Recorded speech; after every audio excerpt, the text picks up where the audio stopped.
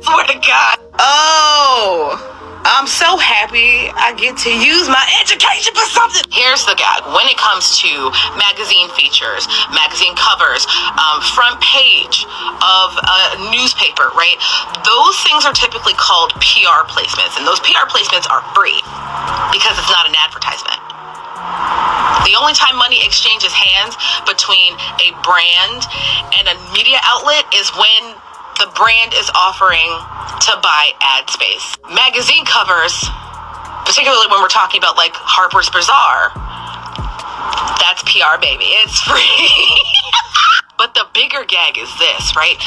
You have to pitch your idea. You have to pitch the story, pitch the idea of Ola being the cover of Harper's, right? In order to land that feature and to land that cover, that magazine has to be able to turn around and go, oh, there's actually a return on this. We need to do it. This is the moment. So yeah, Ola's people may have pitched her for the cover of Harper's, but Harper's is the one that jumped on it. That girl's got so much capital, I swear to God. Now, Nic and Olandria are being blamed for what Cierra is going through. People are blaming them for her mental health situation. Hey y'all, thank you so much for clicking on that thumbnail. I'm Danny, and in this video, I want to go over just all of the discussions that have been happening on social media and kind of put a button on things. I made a video yesterday talking about Cierra and her seemingly going through something, and I just want to clarify that if she is indeed going through mental health issues, I do take that seriously. I don't wish her any harm at all, and I hope that she gets the help that she needs, because clearly if she went to the extent of putting out a video, that means that she's either crying out for help, or she feels like, okay, she probably doesn't have the resources to, get the help that she needs or something. So I wish her all the best, and I really, really hope that she has people in her circle that care about her to help her get through what she's going through.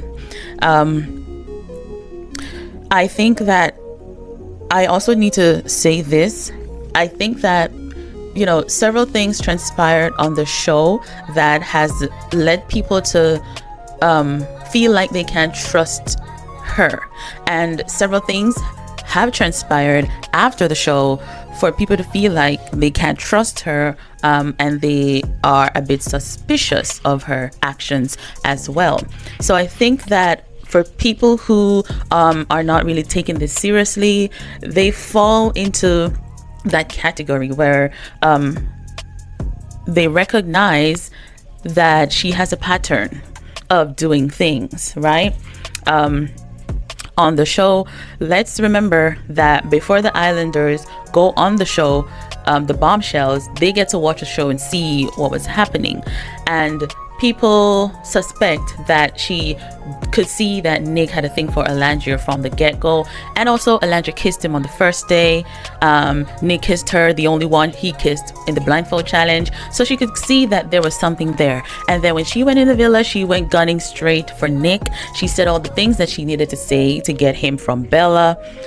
She planted a kiss on him that same episode when she just met him. And then subsequently, when Bombshells would come into the villa, she would put it on Nic, or if he expressed interest in anyone else, she would put it on him to keep his attention. And then also we witnessed Nic kind of like letting her know that he's interested in other people and that she should go and explore also. And she was always fixated on Nic, right? Also, we witnessed it's kind of like us as viewers could see that Nic was trying to like not be into deep with her in some instances, but she would, I don't know, be naive or intentionally misread situations or pretended if she doesn't know what was happening.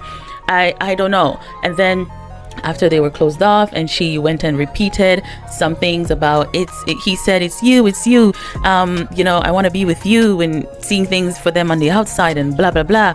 And we saw that as a bull-faced lie, right? And it's almost like she wanted Olandria to hear those things.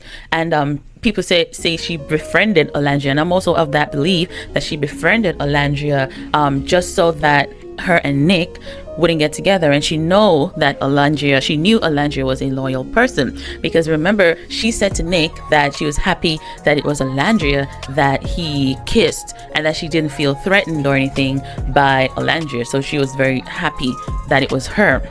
And so with all of that transpiring on the show, right, and then remember, Nic had the conversation with her up in Soul Ties about what closed off actually meant. It's almost as if he was trying to clarify that, okay, this is just what we have in the villa, and on the outside things may look differently, but he didn't really say all that. Cierra said it, and he just kind of agreed and say, you know, that's what he was thinking as well. So basically both of them are on the same page that, you know, on the outside you would, you know, date just to see where things would go and then decide if you want to be in a relationship or not, right? That's a key point. And so yes, they were closed off. So when she left the show, her and Nic, they weren't in a relationship. They were just basically getting to know each other, and it on the outside they would date to see where things would go, you know what I mean? Just like how the other islanders dated each other and then eventually got into relationships with them, right? So I say all that to say that now that when she left the show, she did some suspicious things, as I mentioned in my last video, right? She did some suspicious things that had people wondering, why is she trying to be so close to Nic and Olandria? You know, now Nic and Olandria, since the show ended, chose to ignore her. They have not said anything negative about her. Nic has asked to speak on whether he will speak to her, and Nic explained that because of her actions and the suspicious things that she's been doing since she left, throwing subliminal messaging and all of that towards Nic, and by extension Olandria, he has opted not to talk to her. And I don't blame Nic. I don't blame Nic at all, because if he were to even talk to her, it would have to be set up live somewhere where nothing can be misconstrued or misinterpreted, and for her to come back and give an account and, you know, say something that wasn't true, right? So Nic has opted not to be in contact with her at all. And if you guys recall on the show, and I'll play this clip, Olandria, during Taylor's elimination, Cierra chose to go and stand behind Taylor, and that was a big dig to Olandria, and Olandria took it as a dig to her as well. And it hurt Olandria to the core that her best friend in the villa decided to go and stand behind the guy that broke her heart, essentially, in the villa, right? There's nobody else but you. Like, you know that? Since the moment I met you and we had our first conversation, you know, the spark just flew. You know, it was like a dragon, bro. Conversation was fire. I don't want, you know, to spend this experience with nobody else but you. Like, will you be exclusive with me? Sitting here to stand behind Taylor just was like a dagger to my heart. Who should this here? And so those actions are very questionable. Very questionable. So I understand Olandria not wanting to talk to her, and then also with the whole isms that Olandria has been facing since she left the villa, her face being on George Floyd's body.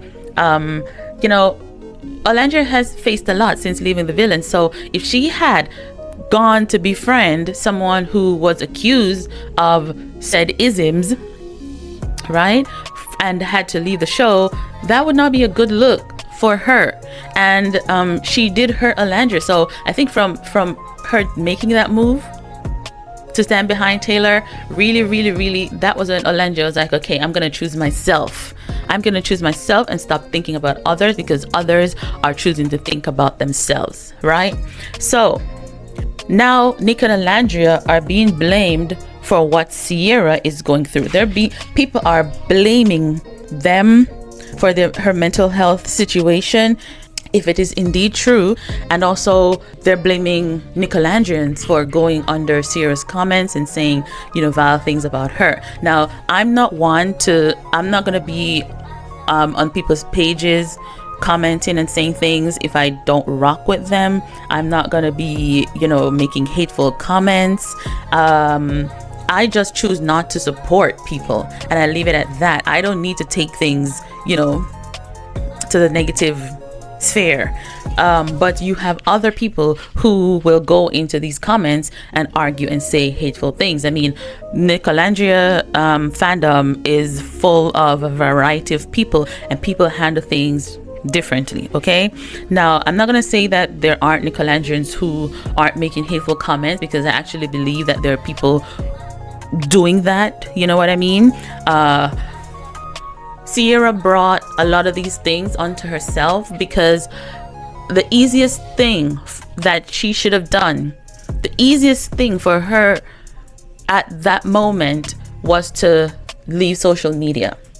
Leave social media so that the hate could die down, right? And to preserve your mental health. Because it seems as if this is not the first time she's experiencing not being well mentally. And based on comments that I've seen, she is associated with people from season 5, and she was because social media is her space, right? And she's been friends with people who were on season 5 of Love Island. And so she was supposed to be in season 6, but she wasn't, because of not being well, and she ended up on season 7. All right, so if it is that you have a history of not being well mentally, why are you subjecting yourself to a fandom that it is just too serious and can say the most vile things, right?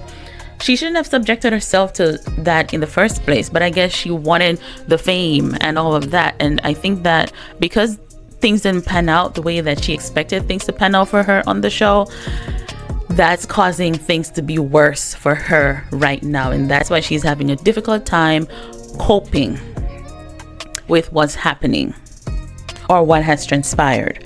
And so seeing Nic and Olandria be successful and go on to have a large fandom and doing all the things that they're doing has to get to her. And so if I were in her position, the most conscious decision that I would have made would have been to leave social media and find a job, because she's in LA, and she seemed to be in a space where she probably could get a job working behind the scenes, where she didn't have to be on social media like that, right? So that is what I think she should have prioritized. Why are you trying to be up in the face of the Love Island fandom? Quiet the noise, walk away, go spend time with family and seek therapy, and work your way back to a place where you feel healthy. But instead she chose to jump head on.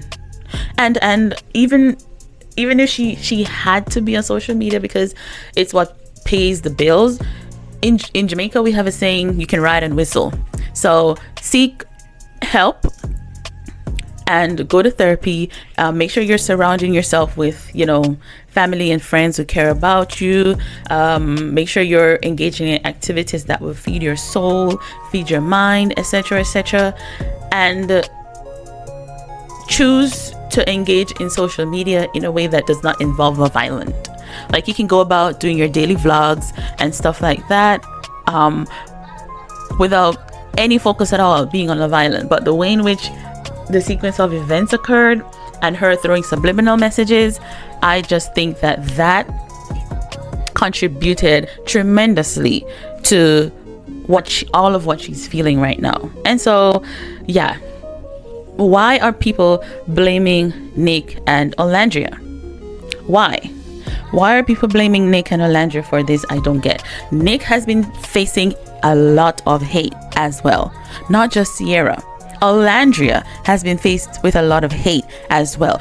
And the worst thing about it is Olandria can't come out and say anything. Nic can't come out and say anything. They have to be coping with all this stuff privately, because that's the best way to do it, to avoid drama and bringing negativity to your brand. They can't say anything.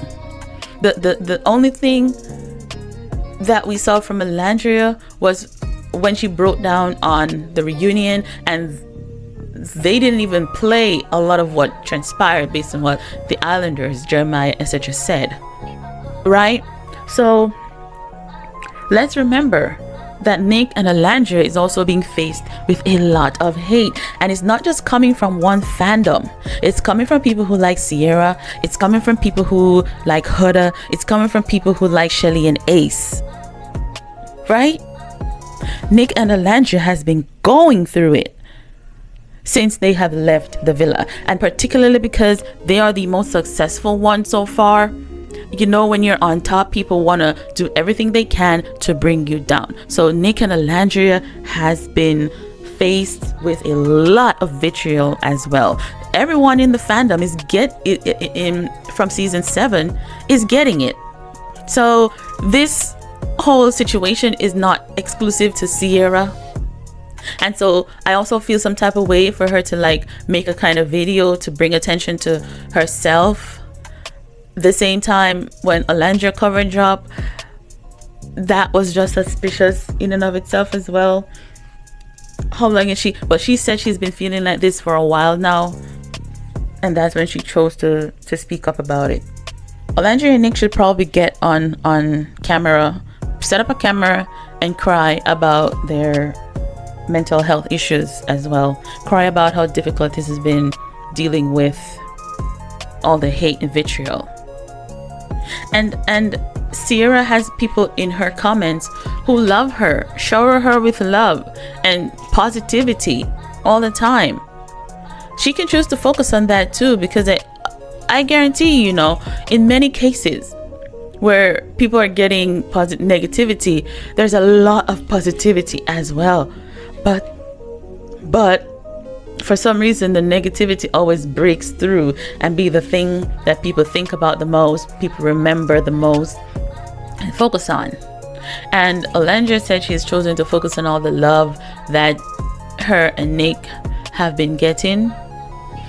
I think that part of what also helped Nic and Olandria to cope is the whole Greek fest of it all, because they got to travel around the country and actually meet people who love them. That helped to drown out a lot of the hate. I know I'm rambling on and on and on, but like this discussion, it just really needs to end. You know what I mean? Let me know your thoughts about all of this in the comments. Let's talk about the next issue.